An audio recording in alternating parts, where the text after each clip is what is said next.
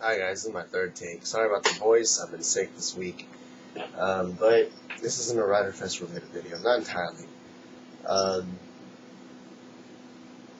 well, no, I guess I'll just bring them up in my Welcome to Rider Fest Week 3 video. So, I'll just save that for later. I guess this is a general update now. Let me start with some things that I want to work on in terms of Gundam modeling wise.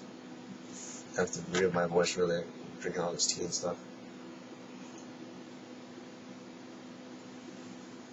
Anyway, so after I finish Freedom, I was thinking about, okay, what am I going to do next after Freedom? I've got a whole bunch of kits that I could build. I was thinking of building Gundam X, but looking at Gundam X, I'm like, okay, it's a very clean build, parts and color separation is pretty good. What can I paint on it? I was like, man, what can I paint on this thing? Even some of the gray panels, they don't even need painting. I mean, there are these black line stickers that need to go here and there, and I haven't double checked where exactly they go, but there are a whole bunch of black deep panel line stickers that are on that sticker sheet, and I have to look at it again to see where they go.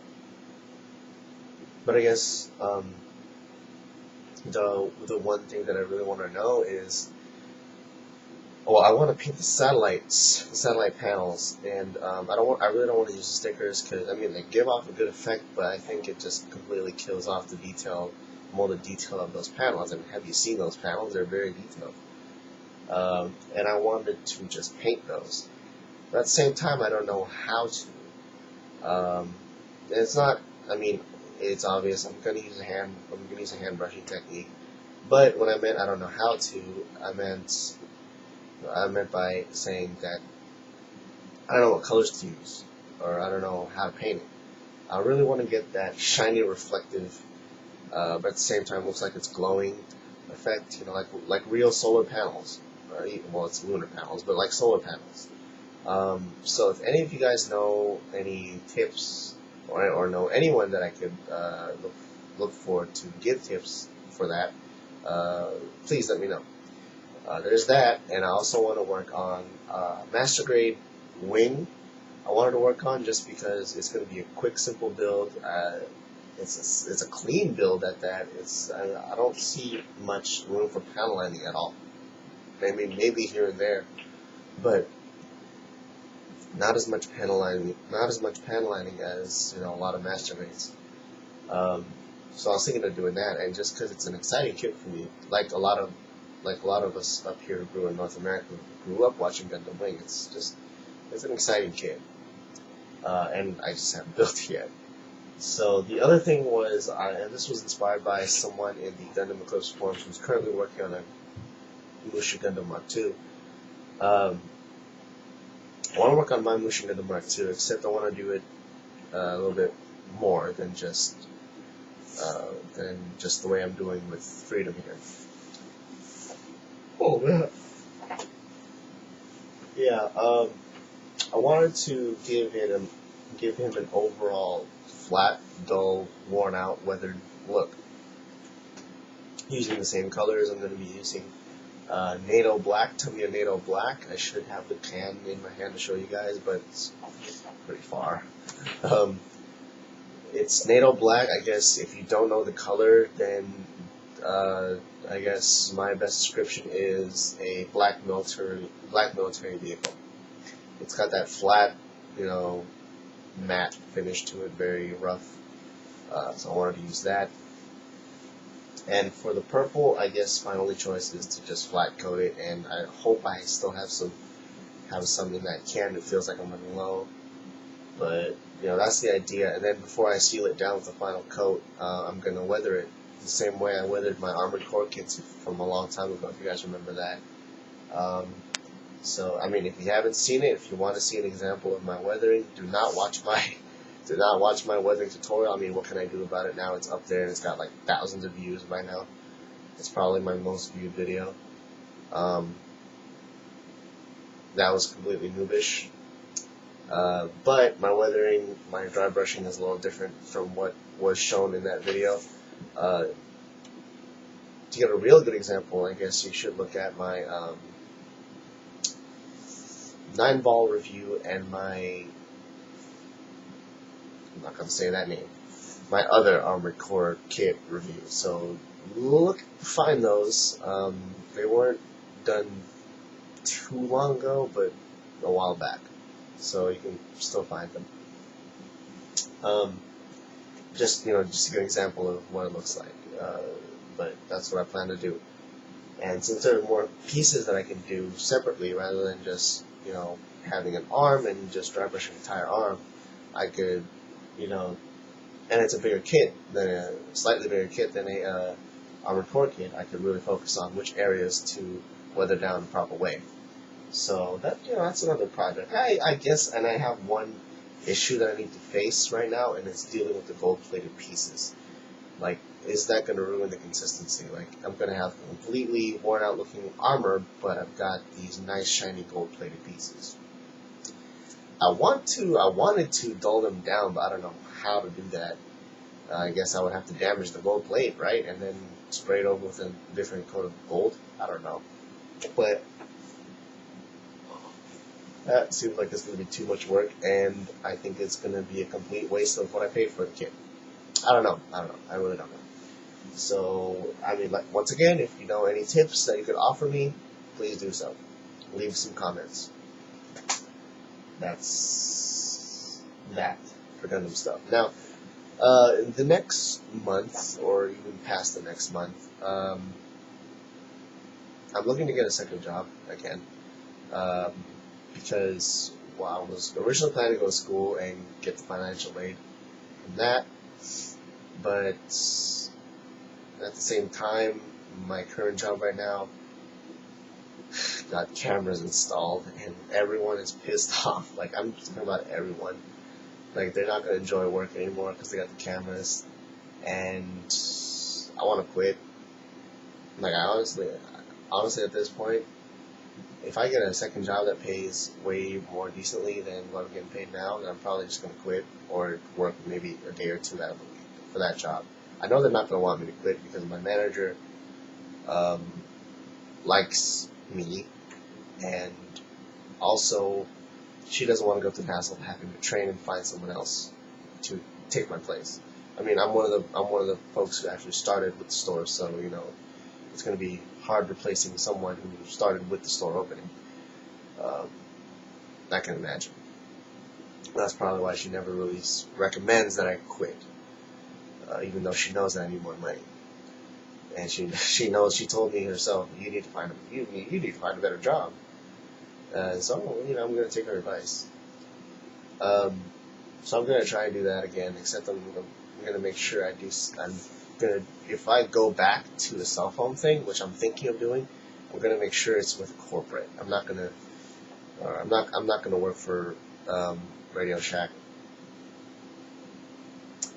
Like, I don't want to offend anyone who works at Radio Shack, but my management sucked. You can just put it that way. So I'm not going to work for Radio Shack. I want to work for Verizon. There are a couple of Verizon areas that are hiring, so I need to build up my resume. So yeah, that's that. And hopefully within a couple, 3 months or so, or whatever, spring break, I would either have one job, and hopefully that job is a better paying job, so that way I can go back to school. Because I really need to go back to school. I need to start investing in my passions, and my passion is not the very cheapest passion out there. So yeah. So okay, enough of the life update. But yeah, so leave some tips or comments or anything about anything that could help me with these upcoming projects I want to tackle. And I guess one last thing is regarding to questions that have been left unanswered. I get this a lot, and I'm pretty sure a lot of us get this a lot, where we upload a video and we get asked a question, a kind of question that doesn't need answering because the answer is right there if you just simply watch the video. You don't even have to watch the video, you can just listen to the video and the answer is there. And yet, you still get questions like that. Like, how much was this kit or how much was this figure when where we clearly state it was so and so yen or so and so dollars. So, those questions can be left unanswered because of that reason. Now, there are questions that are left unanswered because of this. They're very common questions, and a lot of people ask them. And this is something that I try to do, but I think I really need to step up and try to commit to it. And it's something that I did a long time ago, something that I try to bring back, and now it's something that I really, really want to try and bring back and make consistent. And that's doing, I guess, my version of a Q&A session that Vegeta8259 did. And after seeing his video, I was kind of like, you know what, I really need to step back into this. Because I haven't been answering a lot of questions. I find myself answering the same questions, typing it out, thinking that it's easier to do that when I think it's more convenient that people actually see a video like this and I answer the questions more, I guess, widely. So yeah, I really want to try and focus on doing that. And I guess there are a couple questions that I can answer now. And I really mean a couple questions. There are two. One very common question that I've been getting is, am I going to get the Master Grade Figurized Cyclone Joker? The answer is no. Why not? Because I'm a proportion freak, and proportions on the Master Grade Figurized Kamen Rider Cyclone Joker are just not that great. I'm sorry. I mean, yeah, it's got these nice technological model kit advances to it, and that's all great, but it doesn't click with me. It just really does not click with me. I think what clicks with me most, what clicks with me even more than the Master Grade Figurized Kamen Rider Cyclone Joker is the high new Gundam with the new Gundam color scheme. That clicks with me even more than the Master Grade Figurized. I don't know, the proportions are just bad.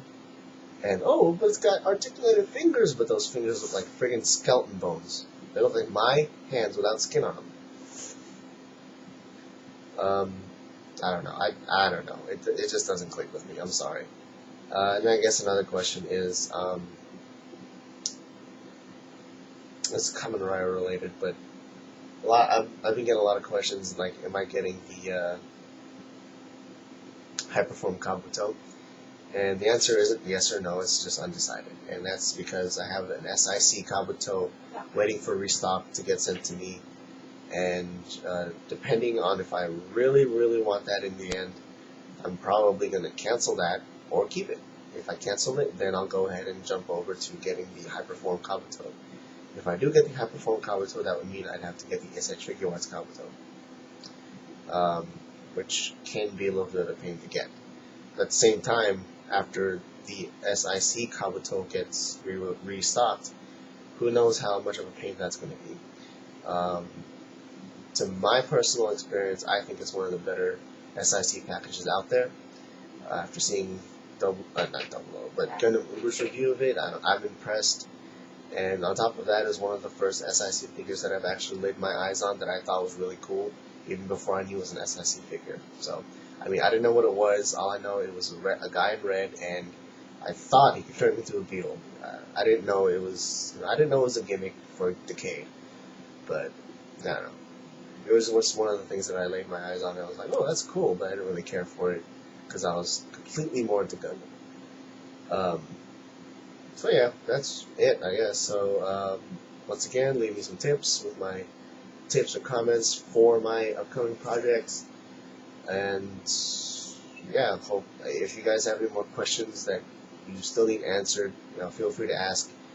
I'm not going to answer them because I'm saving them for, especially the common questions that a lot of people ask. I'm saving them for, I guess my Q&A session. So that said, I'm going to go, knock out, peace out, thanks for watching.